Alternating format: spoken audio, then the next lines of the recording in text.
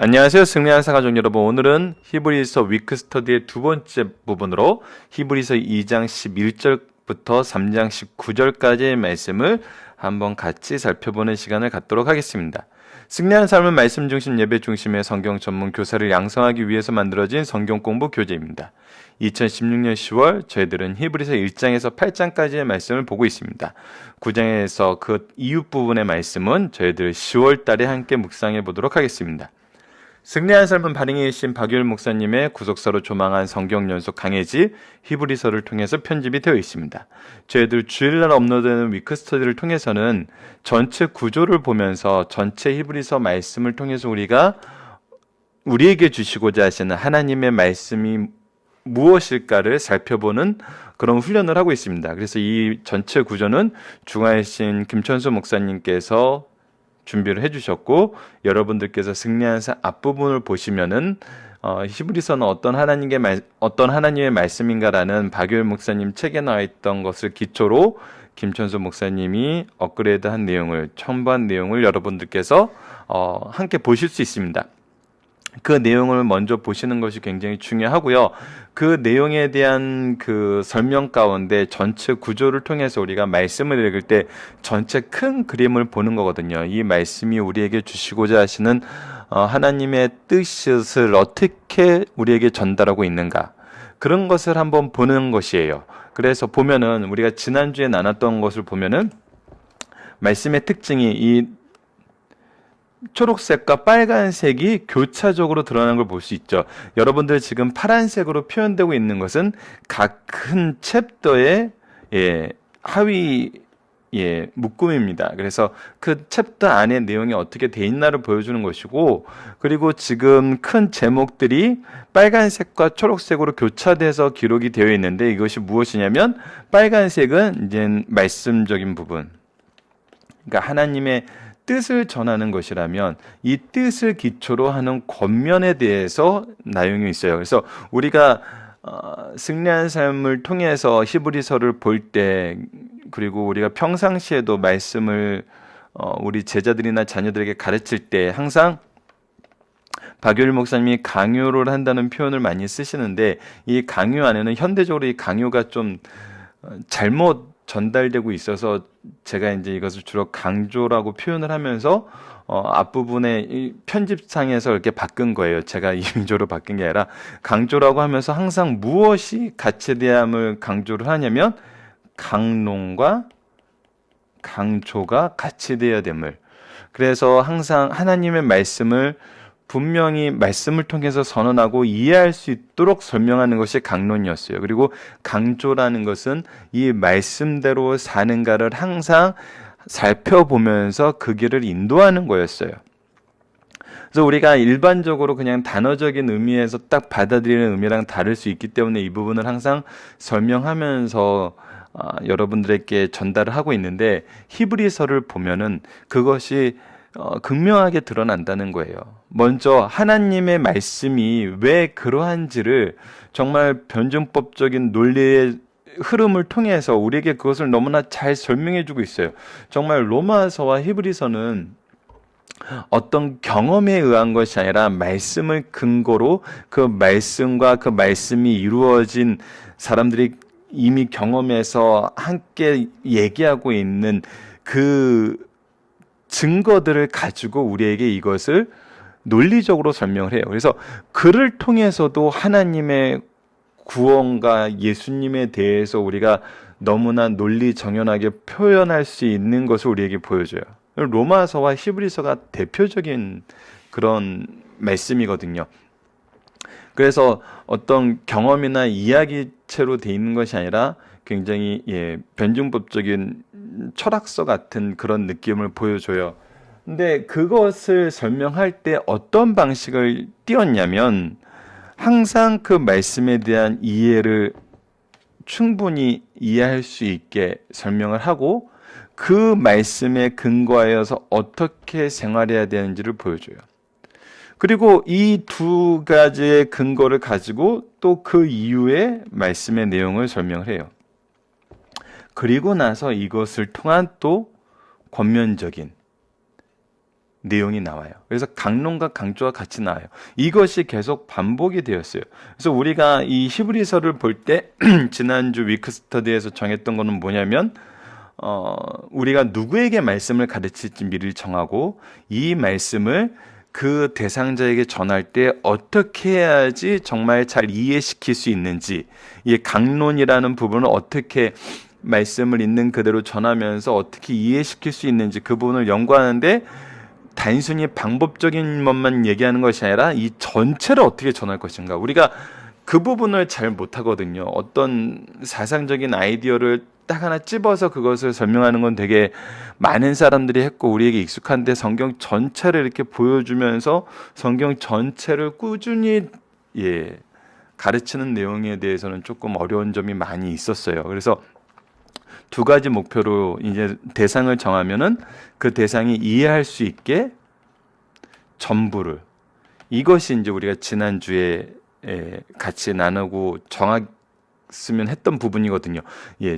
정한 분들도 있겠지만 정하지 않은 분들도 있겠지만 있을 수 있어요. 근데 여러분들 대상을 정해놓고 하시는 거는 이 말씀 훈련에 굉장히 좋은 방법이에요. 그래서 항상 말씀을 누구에게 배우고 누구에게 가르치는지는 우리가 생각하면서 이 부분 한번 보도록 해요. 그래서 이것을 하고 그 다음에 이제 항상, 그리고 나서 이제 우리가 신앙적으로 이렇게 살아가는 권면의 말씀이 나와야 되는 것이 이제 우리가 지난주에 나눴던 부분이고, 이번 주에는 이것을 전달하는 데 있어서 말씀의 기능을 먼저 보는 거예요. 기능이라고도 할 수도 있고 역할이라고 할 수도 있겠죠. 왜 하나님께서 말씀을 주셨는지, 이거는 이미 우리가 지난주에 살펴본 내용 중에 굉장히 많은 부분이 있죠. 하나님께서 이 세상의 질서를 세우신 것을 우리가 경험적으로 판단을 하고 어떤 이런 효과적인 면에서 판단을 하는 것이 아니라 하나님께서 그렇게 정하셨으면 그렇게 되는 거예요. 계시 의존 신앙인 거거든요. 그래서 말씀의 기능과 역할이 굉장히 중요하고 우리가 하나님의 뜻을 보는 데는 말씀이 굉장히 중요함을 우리가 지난주에 나눴어요. 하지만 이것은 굉장히 큰 그림이에요. 이것은 전체에서 나타나는 거지만 큰 그림이에요. 이것이 정말 우리 신앙의 세밀한 부분에서도 어떻게 작용을 하는지를 우리가 히브리서 전체를 통해서 볼 수 있어요. 그래서 우리가 이번 주부터는 이 내용을 가지고 한번 묵상을 하는 거예요. 왜 말씀 중심의 신앙이 중요한 것인가?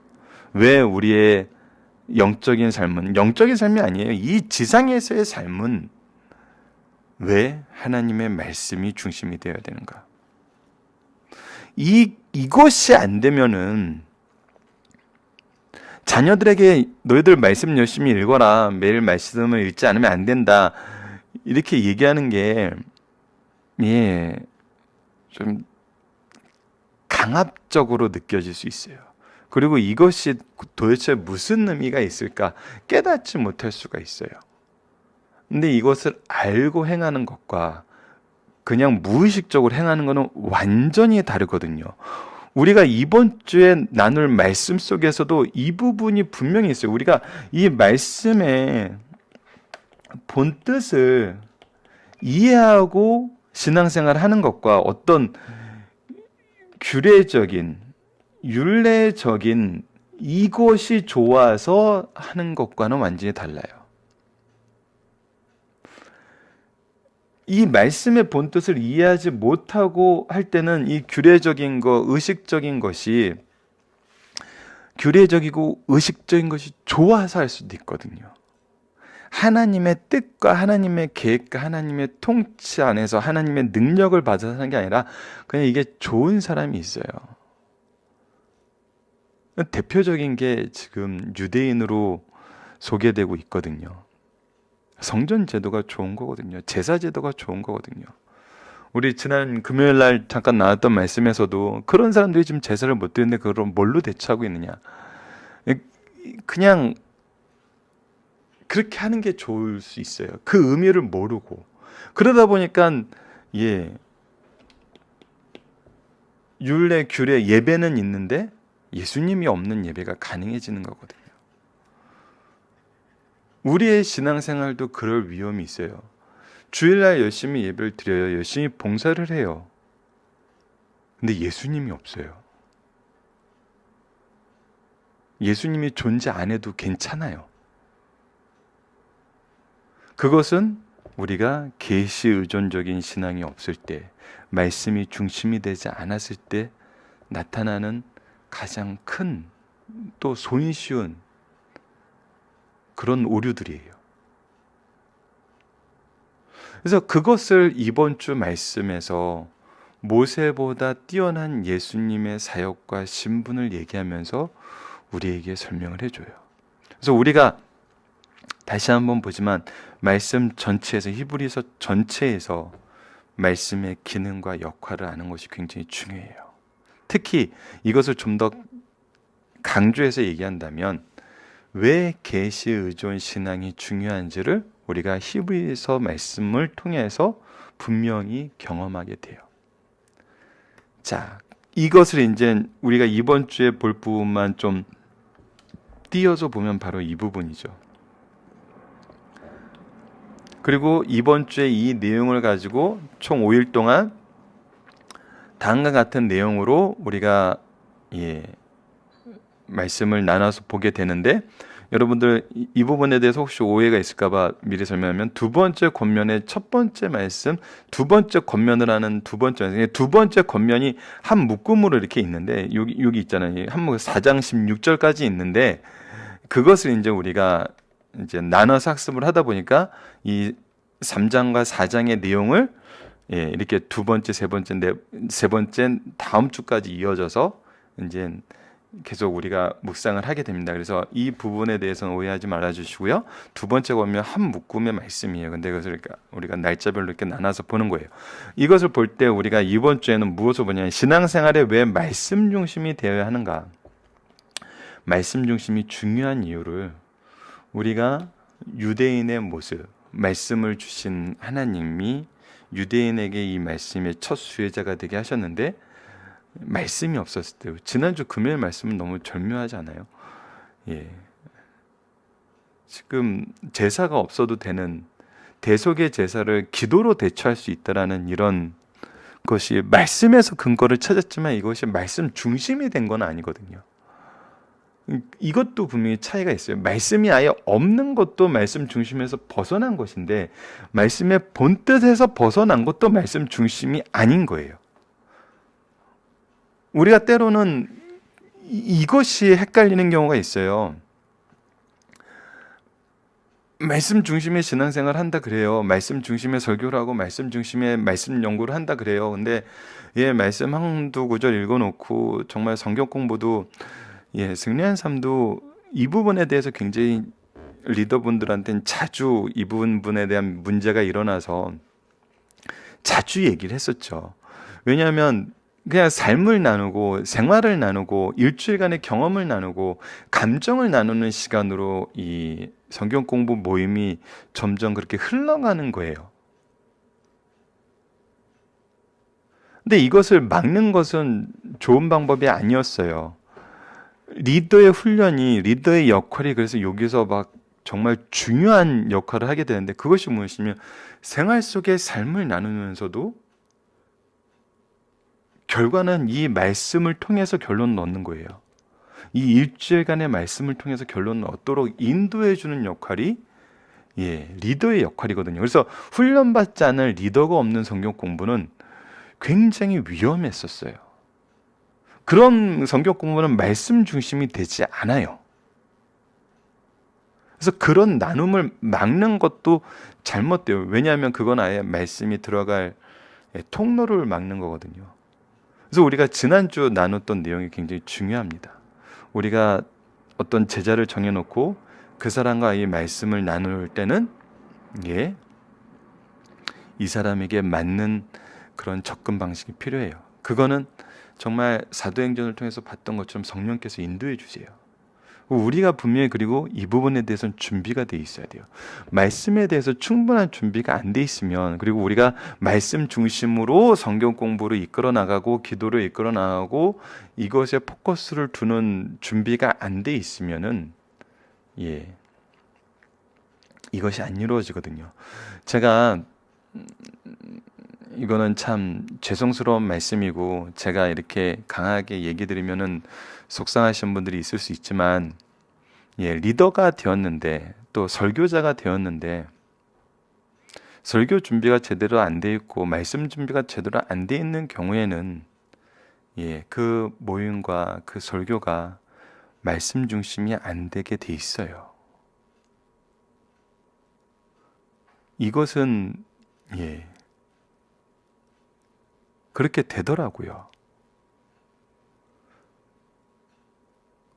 그런데 오랫동안 리더하신 분들이 이 오류에 굉장히 많이 빠지는데 오랫동안 리더를 해서 말씀에 대해서 막 저변이 너무 넓어요. 경험도 많아요. 그래서 그 시간을 한 시간을 때울 수 있는 충분한 능력이 있는 거예요. 근데 준비가 안 되면은 그 시간은 참 풍성하게 잘 돌아간 것 같아요. 근데 말씀 중심에 모이면 안 되더라고요.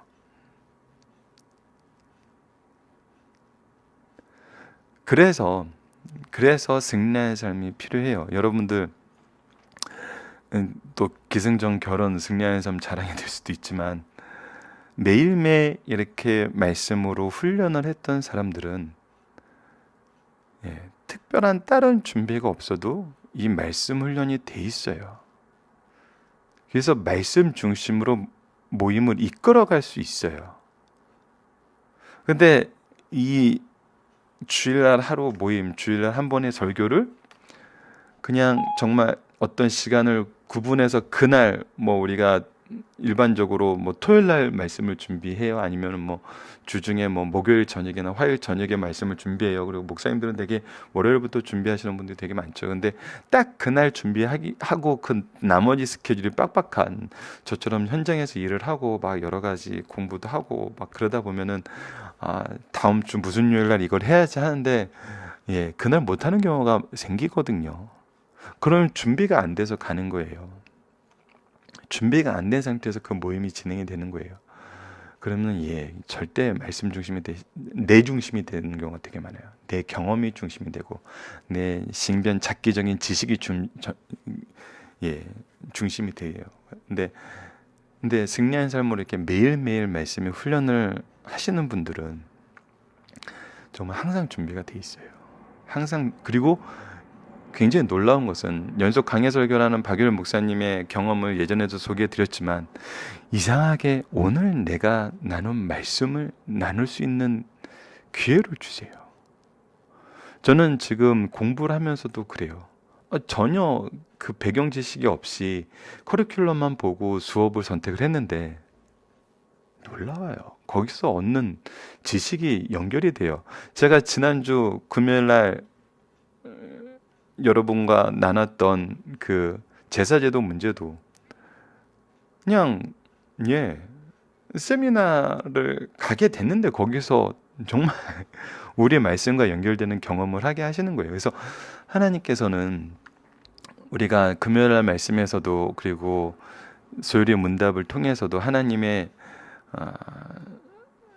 이 사역의 일하심 이것이 어떻게 우리를 이끄시는지를 보여주거든요. 그래서 우리가 말씀 중심된 삶을 살았을 때는 항상 준비된 것으로 얘기할 수 있도록 하나님께서 인도해 주세요. 빌립을 보내셔서 에디오피아 내시를 만나게 하신 것처럼 우리의 이 경험과 우리의 이 준비하심을 미리 준비케 하신 하나님께서 이 준비된 것을 쓸 수 있는 자리로 우리를 인도하신다는 거예요.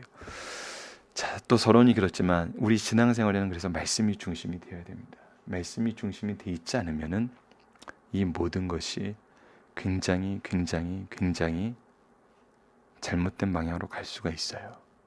그래서 우리가 이번 주 말씀을 통해서는 본문 말씀을 통해서는 우리 신앙생활에 왜 말씀 중심이 되어야 하는가를 함께 묵상하면서 그 내용이 우리 삶에서 어떻게 적용되었는지를 저는 경험이라는 내용보다는 적용이라는 표현을 더 좋아해요. 경험하면은 내가 중심이 되는 것 같아요.